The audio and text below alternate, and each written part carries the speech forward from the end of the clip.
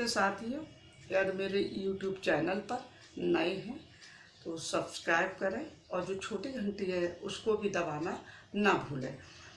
आज मैं वीडियो उन संस्थानों का बना रही हूँ या उन जगहों का बना रही हूँ जहाँ जो है जातिगत भेद लड़का लड़कियों में किया जा रहा है, चाहे वो शिक्षा के क्षेत्र हों, चाहे नौकरी के क्षेत्र हों, जहाँ भी जो संस्थान हैं, चाहे वो प्राइवेट है चाहे सरकारी हैं, ये जो वो लड़का लड़कियां हैं या जो वो लोग हैं, औरों के साथ तो वो झेलना सीख गए, लेकिन जो नए युवा हैं उनको बहुत सारी घटनाएं हो रही हैं कि जाति के आधार पर उसकी हत्या कर दी, जाति के आधार पर उसको टॉर्चर किया जा रहा है। उसके साथ कहीं संस्थान में पढ़ने गया बच्चा तो रैगिंग इसलिए की जा रही है कि वो छोटी जाति का है, तब ज़्यादा की जा रही है।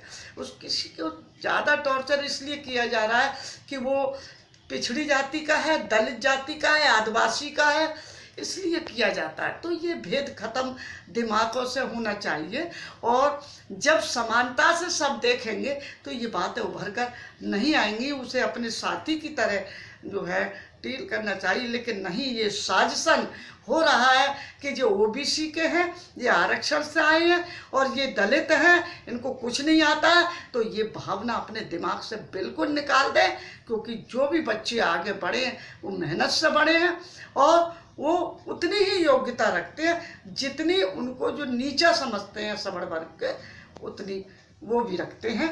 इसलिए उनके साथ कोई हेय दृष्टि नहीं होनी चाहिए। बहुत सारे बच्चे हैं जैसे रोहित वेमुला वगैरह है, और ये इस तरह की योग्यता लड़की एक आगरा की है जिसने आत्महत्या इसलिए की कि उनके साथ जातिगत भेदभाव हुआ था। तो बहुत सारे उदाहरण हैं जो जातिगत भेदभाव उनको पता नहीं होता है कि ऐसा होगा उनके साथ संस्थान में, चाहे वो डॉक्टरी पढ़ने जाए, इंजीनियरिंग पढ़ने जाए या ग्रेजुएशन, पोस्ट ग्रेजुएशन, पीएचडी, ये सभी क्षेत्रों में शिक्षण संस्थाओं में उनके साथ भेद होता है।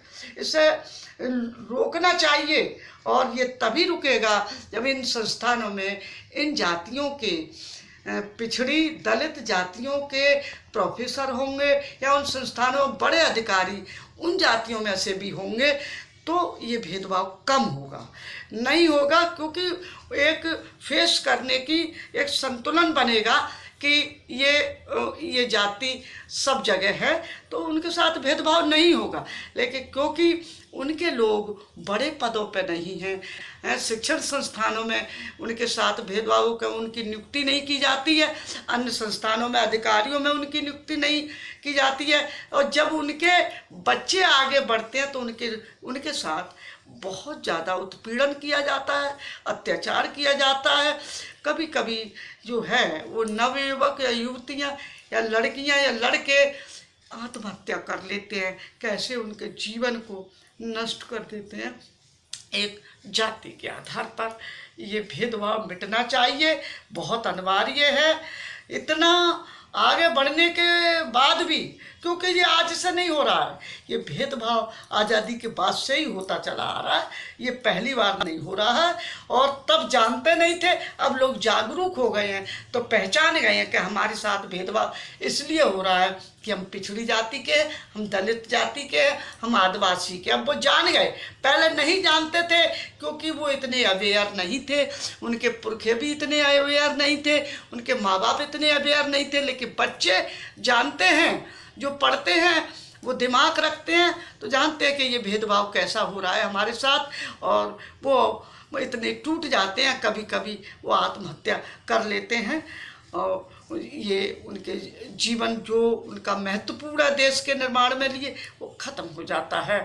तो ये भेदभाव हर हालत में रुकना चाहिए और बराबरी का दर्जा हर जगह मिलना चाहिए, प्रत्येक जाति के लिए, प्रत्येक वर्ग के लिए।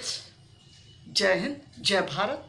यदि मेरा वीडियो अच्छा लगा हो तो लाइक करें, शेयर करें और कमेंट भी करें। जिससे अन्य वीडियो बनाने का मुझे साहस मिल सके।